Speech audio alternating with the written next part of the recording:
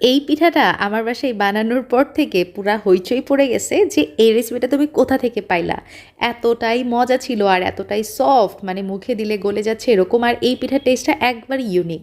আজকে আপনাদেরকে বানিয়ে দেখাবো বিক্রমপুরের জনপ্রিয় একটা পিঠার রেসিপি।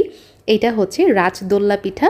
শীত চলে যাওয়ার আগেই এই পিঠাটা একবার হলেও বাসায় ট্রাই করতে পারেন।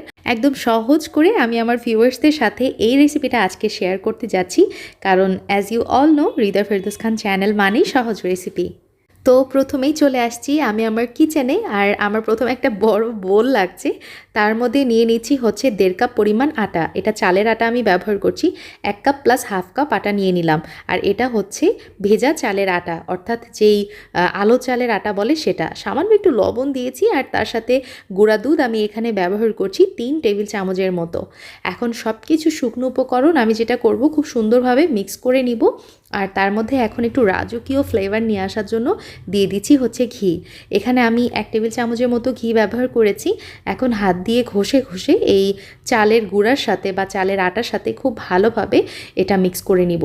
মিক্স করা হয়ে গেলে আমি হাফ কাপ পরিমাণ এখানে নারকেল কোড়ানো ব্যবহার করছি এবং তার সাথে দিয়ে দিলাম গুড়। এখানে আমি খেজুরের গুড়টা ব্যবহার করেছি as always my favourite page Rumisa Akter আপুর পেজ থেকে। আর এর আগেও আমি আপুর পেজ থেকে গুড় নিয়েছি, অনেকেই জানেন হয়তো। আর বছরের শেষের অফারটা মিস করতে চাচ্ছিলাম না, 4 কেজি গুড় কিনলে হোম ডেলিভারি ফ্রি, বুঝেন অবস্থা। আরেকটা স্পেশাল আইটেম নিয়েছি, এটা হচ্ছে ক্রিম হানি সরিষা ফুলের মধু।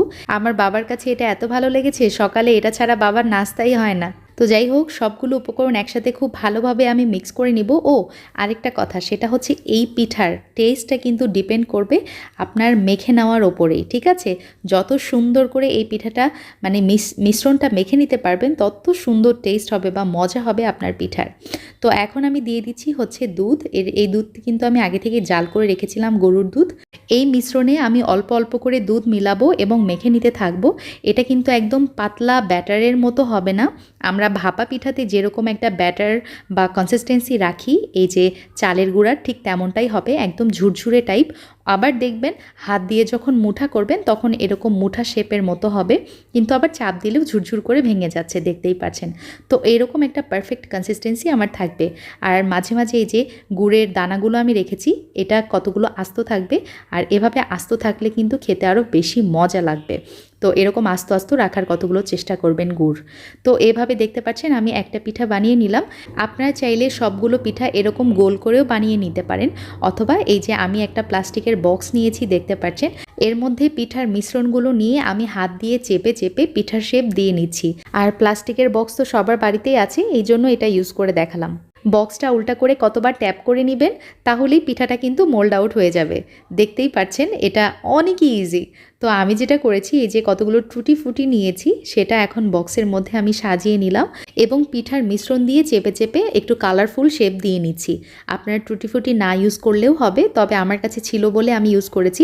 আর টুটি ফুটির রেসিপি কিন্তু আমার পেজে আছে, কতদিন আগে আপনাদের সঙ্গে শেয়ার করেছিলাম, যেটা আমি কাঁচা পেঁপে দিয়ে তৈরি করেছি। কমেন্ট বক্স চেক করলেই আপনারা পেয়ে যাবেন। সবগুলো পিঠা এভাবে বানিয়ে নিয়েছি। এখন একটা স্টিমার আমি পাতিলের ওপর বসিয়ে দিলাম এবং ওয়েট করছি বলক ওঠার জন্য। তো সুন্দরভাবে গরম পানিতে বলক উঠে গেছে। স্টিমারের ওপরে আমি দিয়ে দিচ্ছি একটা নেট। আপনারা চাইলে কিন্তু এখানে সুতি কাপড়ও ব্যবহার করতে পারবেন। এখন পিঠাগুলো আমি খুব সুন্দর করে একটু ফাঁকা ফাঁকা করে সাজিয়ে দিচ্ছি স্টিমারের ওপরে, যাতে করে একটার গায়ের সাথে একটা না লেগে যায়। কারণ এই পিঠাটা রেডি হয়ে যাওয়ার পর সাইজে কিন্তু আরেকটু বড় হয়ে যাবে, তো সেই জন্য একটু ফাঁকা ফাঁকা করে দিলে ভালো।